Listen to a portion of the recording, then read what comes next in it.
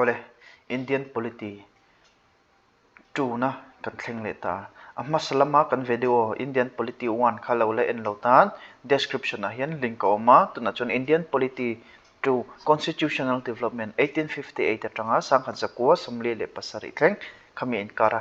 ek rang ho kha kan endon ani India rama sangkhat zariat somngale pasare revolt of 1857 athleng chuta chonin peasant kanti lo nei tu kanti te kutna thok kanti ang chite ruler or local king kanti ang chi haute khang ho British policy awangte an tax system awangte le military force kanti ang chi haute po kha khang ho khan an mani zona thau lung oi lo na tam takom khosrang rang kha khang ho chu modern India history azer turni chu wangchun English haulaka East India Company haulaka an revolt an ron hela chu wangchunin revolt of 1857 na chuakani chumi chu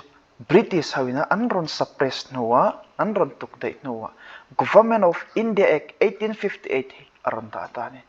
tahianin East India Company kanti tekha an thatok lawa chuwang chonin direct in crown rule na noya British Prime Minister hianin he bill hi sangkhat zakua sangkhat zariat somngale pariata an hausa puluta aminga an act for better government of India chuchu enge omzia kanti chonin Government of India Act 1858 hian aron suya chu tuna chonin East India Company hian India ram affairs hi an enkol to lovong tuna chonin direct in governed directly by the British Parliament in the name of the Crown British Parliament direct in Crown mingin anron enkol to dona chu wang chonin tun ma company lo enkol tu thin Court of Director kanti te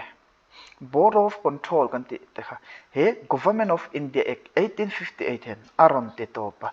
chu mai ba ka dual government kanti Pitch India Act 1784 na aron introduce te kha ti topa ni local ruler or king kanti te na andu lo doctrine of lapse kanti te heng how he doctrine of lapse hi modern Indian history kan nazir do tu na chonin polity a chonin hemi aming hi kan soilang ringot doctrine of lapse kanti te hi tu na chon withdraw ne to chu wang chonin tu na chonin an act for good government of India ti ming puin Government of India Act 1858 aronama chu chuan East India Company ina India ram athunai na atitopa British in direct in British Parliament in direct in Crown King or Queen kami ming khanin India rama thunai na aron changtani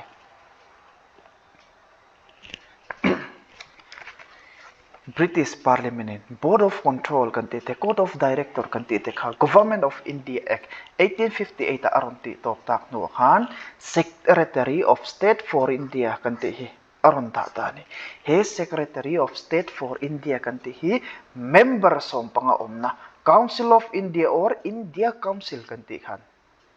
hatahan member som pangan o mga chuta chonan how to ber kha Secretary of State for India chuchu British Parliament kanti khanin Cabinet Minister ani torani Cabinet Minister rank he Secretary of State for India hi aron nitani Cabinet Minister chon ama saberatan Lord Stanley hi he Secretary of State for India tan hianin he posa hian da anitani British direct in India raman ron call thol to chu wangchon tun laya India noya Mizoram kan omanga che hianin an mani tan I Mizoram an agent ni turin governor an ronda khatiang che khanin he Secretary of State hian a IO turin India rama Viceroy tunma Governor General of India kan ti thina kha tuna chonin title aminga kha an ban thaka Viceroy tin aron datani chuta chon Viceroy masaber ni turin Lord kaning thus become the Viceroy of India Viceroy kan ti kha India rama how to berni turin o ma he Viceroy hian tune na ang report pe kang Secretary of State for India khapa ne na khanin report pe nga chuchu anin real boldan British East India Company thunai na anlak saka to na chonin Council of India or India Council kan ti member som panga nakha kan lo nei ta bokan ni he ekina aron soitlang puyani India Council atnuwa chonin India Council Act 1861 kan nei he Indian Council Act 1861 ina aron soi poimo deu ha cho. The most significant feature of this act was the association of India in the legislation work. Tuna chunin Indian hohe Legislative Council kan ti khanin Charter Act 1853 in Legislative Council kan ti le Executive Council kha aron then sanga separation of power kan ti kha aron omani. He Indian Council Act 1861 hi chuanin Indian ho poyan representative an nei angai ni aron tita chu wang chuanin India matangin or Indian kan ti ho mi pathum Indian pathum kha he Legislative Council kan ti khan da lu an ve ta pokani chuanin portfolio system internan law minister kan ti te health minister PWD minister education minister khatia chanbik nei kha portfolio system kan ti hi he India Council Act 1861 atanga run intran ani boka process of decentralization Charter Act 1833 kha kan sia khami khanin law making power of Bombay Madras kan ti haute kha alak sak veka final step of centralization of British Parliament final step inki makha achu sakta veka ni law making power kha mase to na choni decentralization kal he to dona Bombay te Madras te khang hau khan an mani polin law po anin siam vele thei to don khalaya kha he India Council Act 1861 ina aron soi ane boka amra chu kan shia dang tur chu he ekatang hian no distinction between central and provincial subject chu enge kan ti chan union list kan ti te state list kan ti ang chi te state ina law siam thai na tur big liao state chawin asiam thai te union chawin asiam thai internan defense ate state a chonin land agriculture kan ti anga chi te khang tiang ho kha he India Council Act 1861 ai chon distinction traditional ne lo chonin point pakhat kan pel lenga la yanin ordinance viceroy ordinance making power ordinance means law emergency thila councilina apas kher lo khan law aron siam thayang anuwa councilina na pompui chon khalo kha councilina apas angin akalang nakina he ordinance India constitution na laklu he provision hin ronnia article 123 123 kan mo president in ordinance ai issue thaina hengaw hi nakina kan zerto alani he ordinance making power kan te hi viceroy in India Council Act 1861 atanga anai anita a chu India Constitution na po chamlu zel anita ni helaya Legislative Council Indian pathum anlut ve kan ti kha tu tengi an meng hi chinchia ve ngai Raja of Benaras Maharaja of Patiala le Sardin Karawate hemi te pathum hi Indian Council Act 1861 hoya Legislative Council Ludve Indian pathum ta chu anronia an ming hi chinchia ngai Indian Council Act 1892 Indian Council Act 1892 was passed by British Parliament to increase the size of Legislative Council hi enge omsia kan te chonin sangkhat zariat somriat le panga INC kan ti kha Indian National Congress kha December tha aron din ani chuta te chon tu tengen shoi tu kan ti chonin alang sar hau ka soyang Dadabhai Naroji te hianin enge an demand kan te chonin India rama decision making body kan ti khan atam thayang ber Indian kan ong turani Indian ka decision making power kan nei veturani a kan rama kan in real bold decision kan siam na khanin atam thayang bar Indian kan tel veturani ti khan demand ani top mai ni chu wang chonin he Legislative Council po hianin Indian Council Act 1892 hian asai saron teliana Indian haw kha Legislative Council antel theina turin aron dalu bel tani or aron tilian tani kha council kha he eka hianin apoi mo la ya chun Indian Council Act 1892 chunin helai hianin the power of legislative council was increased. The member could now discuss the budget without the right to vote on it. Indian Council Act 1861 kan enzo chi khata kha chunin budget ka discussion po thai lo shim shim amara chu India ma INC ten lo ma khang ho khanin Dadabhai Naroji kan ti te WC Banerjee GK Gokhale kan ti ang chi ho te khat engen demand kan te chonin power of legislative council atam thayang ber an demand the legislative council ahead Indian hawian majority nei kha an demand ani chuta chonin an demand kha tlem in mason na an ya chuta chon budget discussion bokha tuna chon thei veta amar chu vote an nei thailawa supplementary question po zo belna po om thailo helai hi kan chin chengai no supplementary question and no right to vote. Indian Council Act 1892 noya khanin Legislative Council kha aron tilian asais amra chu budget discussion phalma se vote an nei thailawa tin supplementary question po azo thailo helai hi 1892 noya kan en thai anetani chun helai first sentence hi kan chin chiangai a system of indirect election was introduced to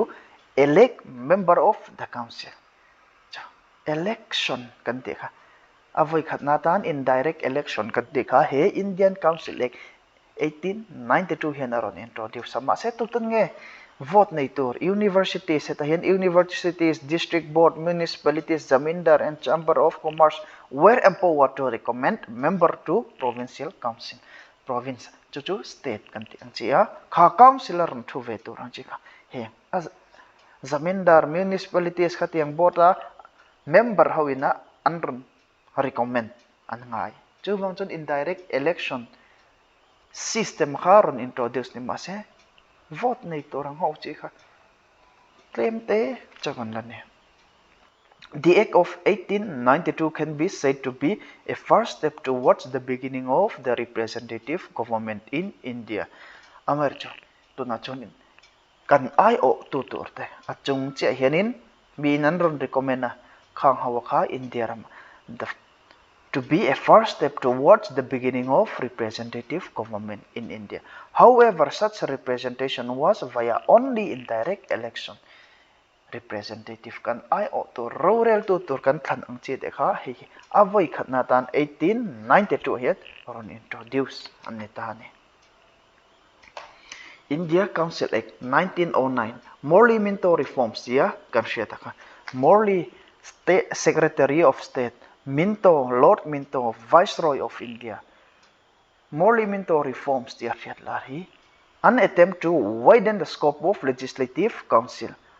placate the demand of moderates in Indian National Congress and to increase participation of Indian in governance. This act got royal assent on 25 May 1909. He Morley-Minto Reforms kan saya piang akan syat uracho. Sangkat zakwale panga partition of Bengal October ni somparuka. Sangkat zakwale panga atlenga. Chuta chon moderates kan ti haute extremist pon ron langa tuman lom lo Indian hau jong jong tuman lom lo Bengala pon lom chong lo chu wang chonin moderates kan ti haute ti lung oina tur khan Indian Council Act 1909 or Morley-Minto Reforms dia kan sheta khanin legislative council scope an ron ti zaw chung hawa chu kan entur anetani expansion of legislative council legislative council ka asais an ron tiliana communal representation religion rang kan representative an ron niton the act empower member to discuss Indian Council Act 1892 wakan huwa khanin budget akan discussion chawan thai ma se no right to vote and no supplementary question can be asked dikha kan mo amair chu he Morley-Minto Reforms achon budget ka discussion athaya move resolution an thaya chu mai baka vote kan ti ang chi te pokha an ran nei thei ta tin supplementary question. They were given right to ask supplementary question and move resolution to one matter related to loans to the local bodies. Supplementary question an ron so thei baka they have or they got right to vote hemi Morley-Minto Reforms atang hian vote an nei theia supplementary question pokha an so thei ta ni. The reforms of 1909 afford no answer to the Indian political problem. Moderate chauka lungati oi chung lo engwange kan te chon communal representation or separate electorate kan te kha aron te chokani.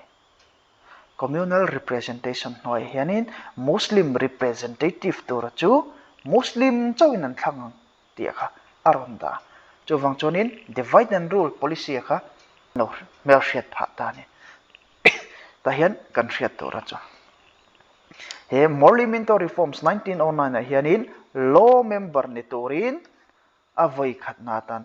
viceroy executive councillor Satyendra Prasad Sinha hi laklo ani Indian zinga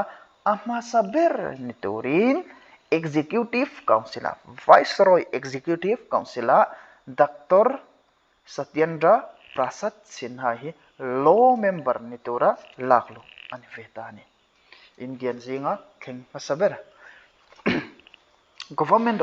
of India Act 1919 hi history apo modern Indian history apo kan len don thau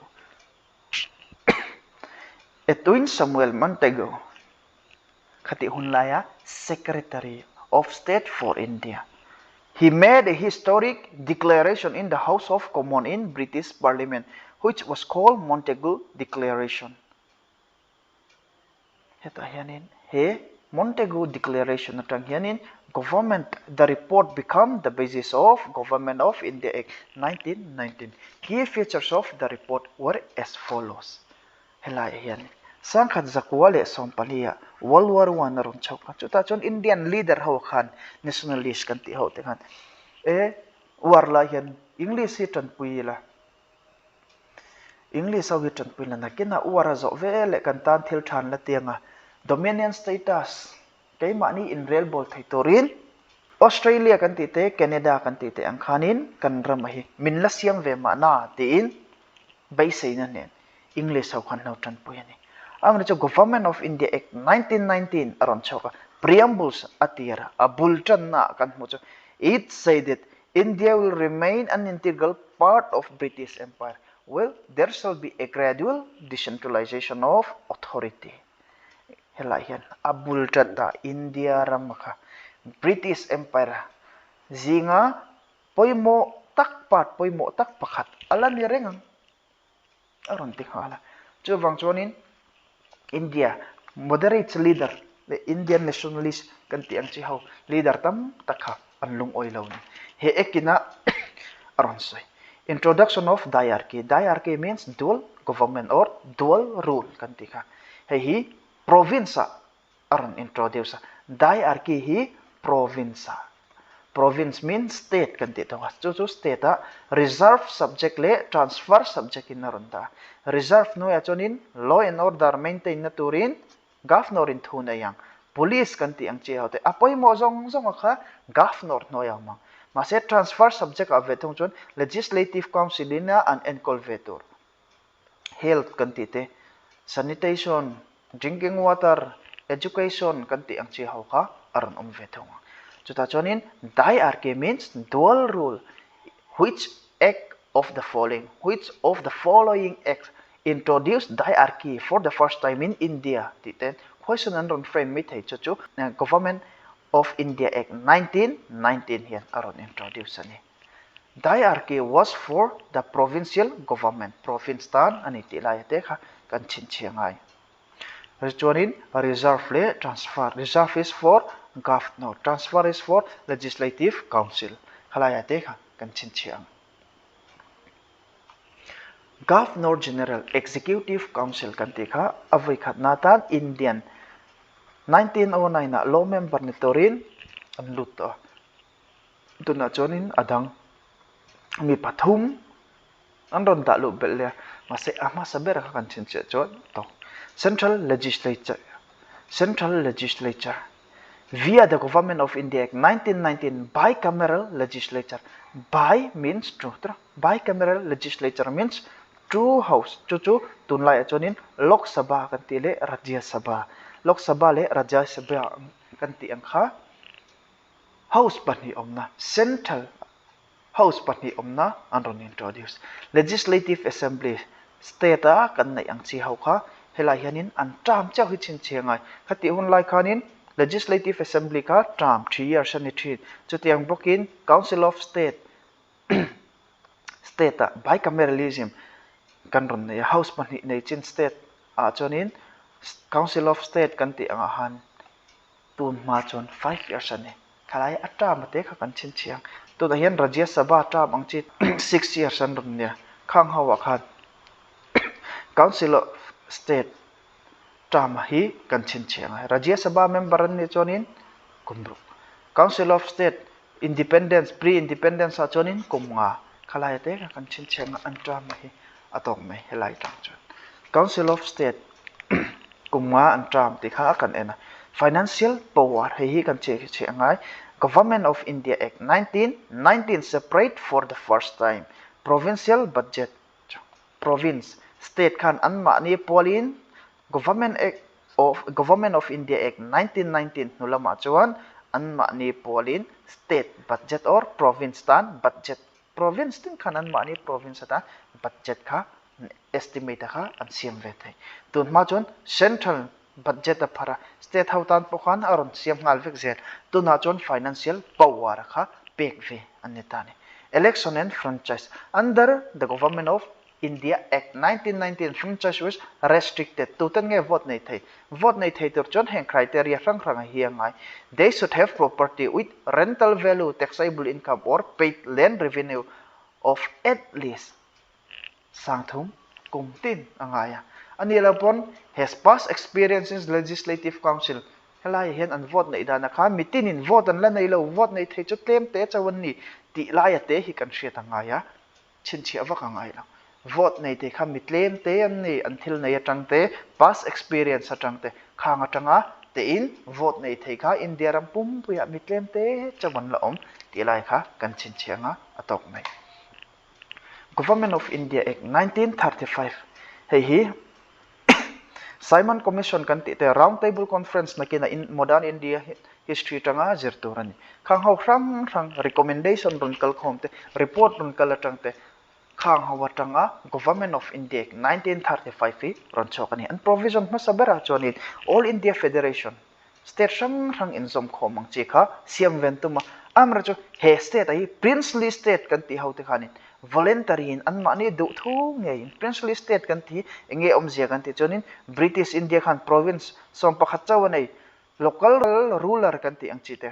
British thunai na hnoya omsi mase an mani ram chunga in real bolna la nei ang chi ka princely state kan ti che chonni khang hau khan Union of India all India Federation kan ti ka voluntary an mani du thu nge at least more than 50% hawina princely state atanga more than 50% ina voluntary an rom join chonin all India Federation hi ti hautin thayan hi ang ti provision kha aron oma all India Federation din tum nar omni amar chu heta hianin all India Federation provision kha omma se ti hlotlin ani lo achan chu eng wange kan ti chon India rama princely state hau khan andu lo diarchy at center 1919 Government of India Act 1919 kan diarchy kha province ha introduce he Government of India Act 1935 fianin kha diarchy kha province ami kha ti topin abolish diarchy in province but introduce at center introduce Governor General on behalf of the Crown the federal subject state list kan ti te state list kan ti le union list kan ti ang do le khanin federal subject were divided into two fold categories of reserve and transfer subject reserve subject le transfer subject ka arun oma hi reserve chu Viceroy or Governor General of India kota omanga transfer chu Legislative Council ho kota aron omvet thawang khalaya te khadai arki kha tunma province omma kha tuna chonin ti top ni in central introduce ni Federal Legislature. The bicameral Federal Legislature would be consisted two house. Hi bicameral kan te chonin two house ani ti kan theta. Council of State and Federal Assembly. Council of State and Federal Assembly. The Council of State was to be upper house, permanent body. 1/3 of its member retire every 3rd year. Hi Rajya Sabha kan ti ning khana in angam ase akal phungche che chu ain ang talaw do leka independent India chan representative of British India, representative of princely state kha house khanin tu tengeron representative nitur heng ho here representative of British India, representative of princely state khang ho kha kan mo provincial autonomy hi kan chin chengai which of the following act give provincial autonomy. The act divided the power between central state or province kanti khan anthona ina union list state list concurrent list kanti ang chi kha aron siama heta hianin provincial list state list kanti khanin item somale pali aronda federal list or union list kanti khanin somnga pali concurrent list a somthum paruk chonin khalaya lisa chong velo engemoni subject kha lo omta se kha thunai naka rishi jori alabang lisa tel vesilo subject thar lo omta se kha kha tu thunai nan tur nge ganti chut rishi jori power were given to the viceroy kota a umdonani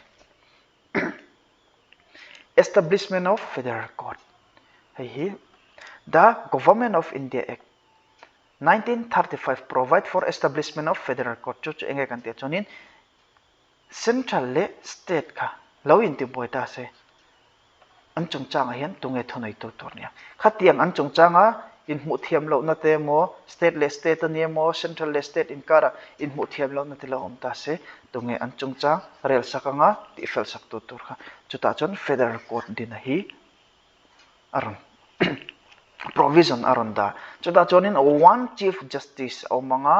and other just not more than 6 judges abolition of Indian Council Government of India Act 1858 na Indian Council Secretary of State member sompanga omna aronda kha tuna chonin kha council kha atitok tani it abolished the Council of India established by Government of India Act of 1858 aron titopa Secretary of State for India was provided with a team of advisor in its place council member omtolawin Secretary of State kha advisor aron pethong tani extension of franchise vote nei thaya kha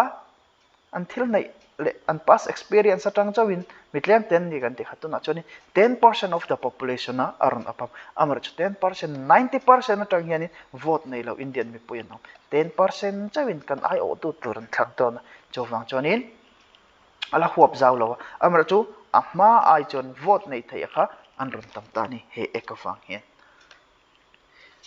India in Zalenna sangkhan sakwa somlile pasaria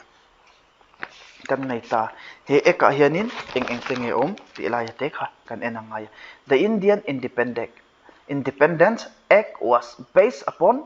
Mountbatten Plan of 3rd June 1947 last viceroy before independent Lord Mountbatten kantikhan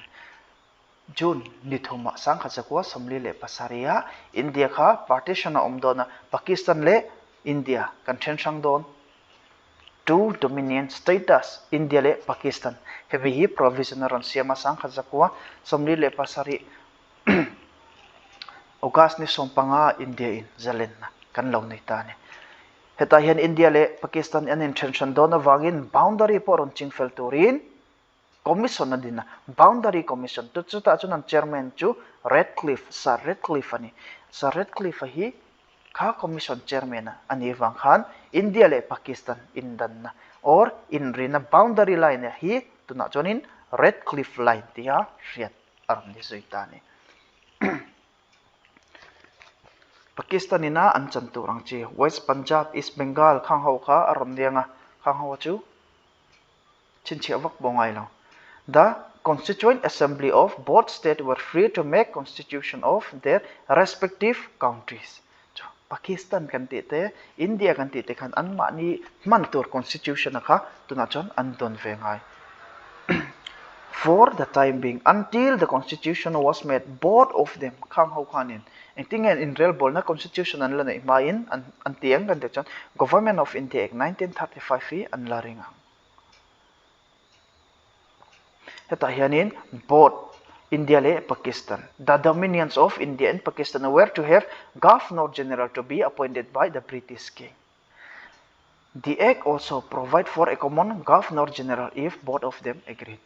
Zalen nan lo ni veve nga inthan na la don sila inthan na a maka Governor General ka Lord Mountbatten last Viceroy hi Governor General ala umanga kami ka danang chon tini. Those civil servants who had been appointed before August 15, 1947 will continue in service with the same privilege kang hawaka kan law o provision aron sim heng princely state sang ngawian asen hawe heng ngawian andu chonin Union of India po anzom thaya anilapon Pakistan lama po anom thai kang haw khanin andu don zom thaya or anilapon they can remain independent an mani khanin independent pon an omthai amara cho Sardar Vallabhbhai Patel aten nasa takin Union of India omthai na turin heng princely state thai an soma jowang chonin most number of princely state were included in Union of India. Jinnah Muhammad Ali Jinnah left for Karachi on August 7, 1947. Mountbatten plenarship no khanin August ni sari lama Karachi akalta. Here the Constituent Assembly of Pakistan. Constituent Assembly means law-making body of Pakistan. Meet on August 11, 1947 na anin mukhoma chonin Jinnah ka president ata anda tani. Na China Government of India Act 1947 nina asoyang ka provision na chan Governor General Common Governor General in na yang constitution in duan chung chuan ti vela ka an ni chon president na Jinnah thanga Governor General of Pakistan ta Jinnah ka laklu aningal tani amar chu India ram chon Lord Mountbatten ka first Governor General ta India ram chon manjui anita boka tin in the morning of August 15, 1947, a new cabinet headed by Jawaharlal Nehru was sworn in. Jawaharlal Nehru, Prime Minister atan, Cabinet Minister heta laklu anitani. Kang hawaka Constitution development aron hima historical background kan enthaini. Heng haw hi kan zira trangkhanin answer chan kan dumanga. Second nga ka pecha nga in pausa nga. Chonin a answer to rakha han ngai to la. East India Company got exclusive right of trading in India under the Charter Act granted by Queen Elizabeth in the year of 1600. C.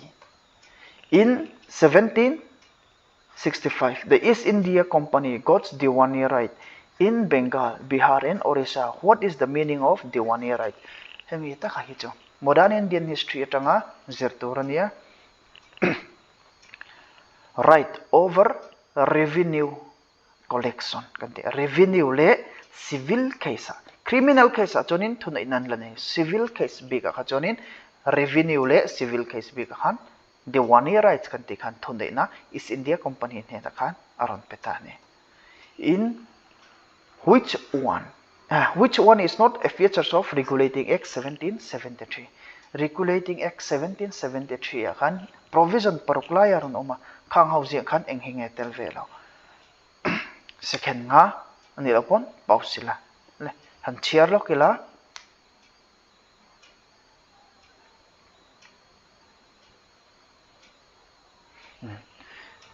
it provide for establishment of Supreme Court at Calcutta, Madras Nilawin, Calcutta. Which of the following act is also known as Act of Settlement? Act of Settlement kan tikha enghinge. hei hi comment section lama khan a answer kha in lo da ve don nia next class adik na kan soya le khati zong kha constitutional development 1773 atanga 1947 in kara kan en thai te nia next chapter achon making of the constitution atangin kan chan don